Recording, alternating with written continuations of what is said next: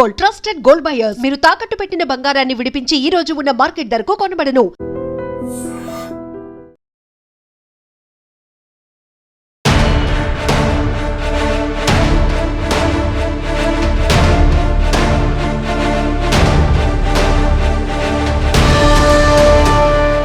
Hyderabad Jubilee హిల్స్లోని Prashasan నగర్లో retired IPS అధికారి వినయ్ రంజన్ రే సతీమణి తనూజను పని మనిషి కల్పన దారుణంగా హత్య చేసినటువంటి ఉదంతం సంచలనంగా మారింది.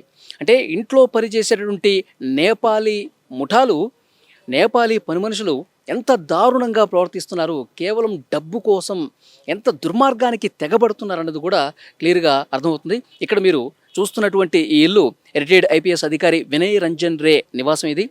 ఆయన ప్రస్తుతం బెంగళూరులో ఉన్నట్టుగా తెలుస్తుంది. ఈ ఘటన జరిగిన తర్వాత, ఇన్ఫర్మేషన్ వచ్చిన తర్వాత అతను కూడా హుటాహుటిన బయలుదేరినట్టుగా తెలుస్తుంది. ఈరోజు ఉదయం ఈ ఘటన వెలుగులోకి రాగానే పెద్ద ఎత్తున ఐపీఎస్ అధికారులు ఇక్కడికి వచ్చారు.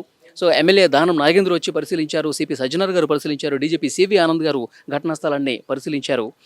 అంటే పని మనుషులుగా ఉన్నవాళ్ళు ఏ విధంగా నటిస్తూ సంపన్నుల ఇళ్లలో నగదును దోచేయటానికి, దొంగతనాలు చేయడానికి, అవసరమైతే అడ్డొస్తే చంపటానికి కూడా వెనకాడకుండా ఎంత క్రిమినల్ మైండ్ సెట్లుగా వీళ్ళు తయారైపోయారన్నది కూడా క్లియర్గా అర్థమవుతుంది. జూబ్లీ హిల్స్, బంజారా హిల్స్ కావచ్చు, హైదరాబాద్లో చాలా ప్రాంతాల్లో సంపన్నుల ఇళ్లలో సెక్యూరిటీ గార్డులుగా కావచ్చు, లేదంటే పని మనుషులుగా నేపాలీ వాళ్ళే ఉంటారు. అయితే దీన్ని ఆసరాగా చేసుకున్నటువంటి కొన్ని ముఠాలు ఏం చేస్తున్నామంటే, అందరూ నేపాలీలు అందరూ కాదండి, చాలామంది మంచోళ్ళు. ఎందుకంటే దశాబ్దాలుగా సెలబ్రిటీస్ ఇళ్లలో కావచ్చు, ధనవంతులు వ్యాపారుల ఇళ్లలో కావచ్చు, నేపాలీలే పని మనుషులుగా ఉంటారు, నమ్మకంగా పనిచేస్తున్నారు, సెక్యూరిటీ గార్డులుగా ఉన్నారు, కొన్ని దశాబ్దాలుగా నమ్మకంగా పనిచేస్తున్నటువంటి చరిత్ర ఉంది. కానీ ఈ ముసుగులో కేవలం దోపిడీ చేయటానికి, డబ్బులు దండుకోవటానికి, హత్యలు చేయడానికి కూడా వెనకాడకుండా కొన్ని ముఠాలు పనిచేస్తా ఉన్నాయి. ఈ ముఠాలతోనే వచ్చినటువంటి ఇబ్బంది అంతా.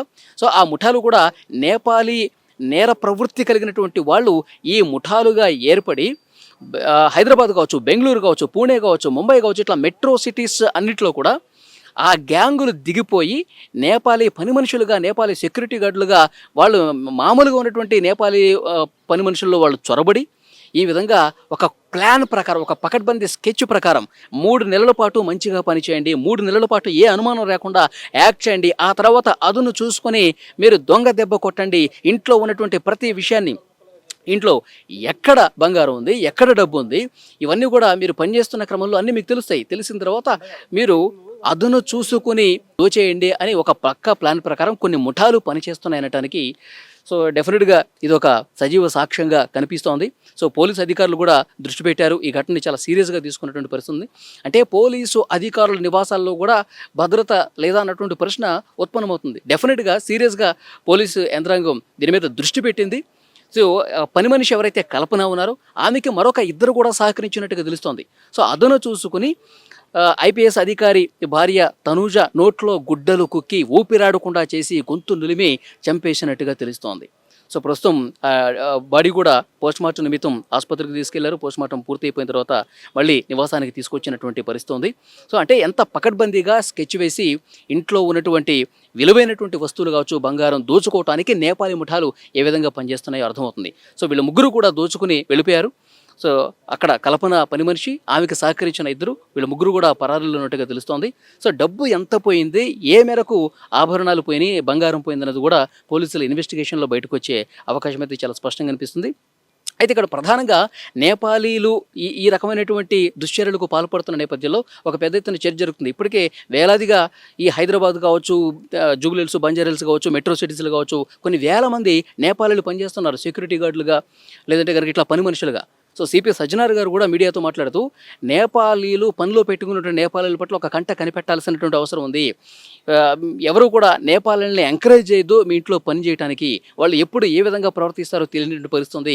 గత కొన్ని రోజులుగా రికార్డులు పరిశీలిస్తే పని మనుషులు నేపాలీ వాళ్ళు ముఖ్యంగా ఎంత దుర్మార్గంగా ప్రవర్తిస్తున్నారో మనకు అర్థమవుతుంది. కాబట్టి చాలా జాగ్రత్తగా ఉండాల్సినటువంటి అవసరం ఉందని చెప్తున్నారు.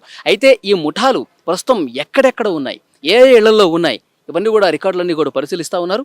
ఇంకొక చర్చ ఏం జరుగుతుందంటే, అసలు నేపాలీలు ఈ విధంగా చేస్తున్నట్టు నేపథ్యంలో నేపాలీలకు సంబంధించి పెద్దలు ఒక సంఘాన్ని ఏర్పాటు చేసి దాని త్రూ ఇలాంటి రిక్రూట్మెంట్స్ జరిగితే ఒక రికార్డ్ అనేది ఉంటుంది. వాళ్ళు ఎక్కడి నుంచి వచ్చారు, వాళ్ళకి నేర ప్రవృత్తి ఏమైనా ఉందా లేదా, వాళ్ళు గత చరిత్ర ఏంటి, వాళ్ళు ఎన్ని రోజులుగా ఎక్కడి నుంచి పనిచేస్తూ ఉన్నారు, ఇవన్నీ కూడా వాళ్ళ డీటెయిల్స్ అన్ని కూడా ఫుల్ ఒక రికార్డు నమోదై ఉంటుంది. కాబట్టి సో అలాంటి వాళ్ళని పెట్టుకుంటే క్రైమ్ జరగకుండా ఉండే ఆస్కారం ఉంటుంది. అలాంటి వ్యవస్థను ఒకటి ఏర్పాటు చేయాల్సినటువంటి అవసరం ఉందని చెప్పి చాలా బలంగా వినిపిస్తోంది.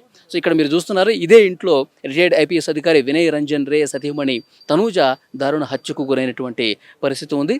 సో భర్త రిటైర్డ్ ఐపీఎస్ అధికారి ఆయన బెంగళూరు నుంచి వస్తున్నారు. మరి కాసేపట్లో ఆయన ఇక్కడికి చేరుకునే పరిస్థితి కనిపిస్తుంది. సో ఎప్పుడూ ప్రశాంతంగా ఉండే ఈ ప్రశాసన్ నగర్లో ఇలా ఈ ఘటన జరిగిన తర్వాత ఒక్కసారిగా ఇక్కడ ఉన్నటువంటి ఐపీఎస్ అధికారుల ఇళ్ళు కావచ్చు, తర్వాత మిగతా సంపన్నుల కుటుంబాలు కావచ్చు, ఒక్కసారిగా ఉలిక్కి పడినటువంటి పరిస్థితి ఉంది. సో డెఫినెట్గా పోలీసులు ఈ కేసుని చాలా సీరియస్గా తీసుకున్నారు. సో మీడియాకు కూడా చెప్తా ఉన్నారు, డెఫినెట్గా ఈ నేపాలీ ముఠాలు ఎవరైతే దుర్మార్గంగా ప్రవర్తిద్దామని చెప్పి ఒక మైండ్ సెట్ కలిగి ఉన్నారో వాళ్ళ ఆట కట్టిస్తాం, వాళ్ళ భరతం పడతామని కూడా ఐపీఎస్ అధికారులు చెప్తున్నారు. సో ముఖ్యంగా రికార్డులన్నీ కూడా పరిశీలిస్తున్నారు. హైదరాబాద్లో ప్రస్తుతం ఉన్నటువంటి నేపాలీలు పనిచేసేవాళ్ళు, సెక్యూరిటీ గార్డులు, వాళ్ళందరి రికార్డులను కూడా పరిశీలించే అవకాశం ఉన్నట్టుగా చాలా క్లియర్గా దీన్ని బట్టి అర్థమవుతుంది. సో డెఫినెట్గా ఇక్కడ హైదరాబాదే కాదు, మిగతా ప్రాంతాల్లో ఉన్నటువంటి నేపాలీల పట్ల కూడా సో వాళ్ళ యజమానులు ఒక కంట కనిపెట్టాల్సినటువంటి అవసరం ఉంది. వాళ్ళు మంచిగా ఉంటున్నారంటే నటిస్తున్నారా, లేకపోతే వాళ్ళు నిజంగానే నిజాయితీగా ఉన్నారా, ఇది అర్థం చేసుకోవాల్సినటువంటి అవసరం ఉంది.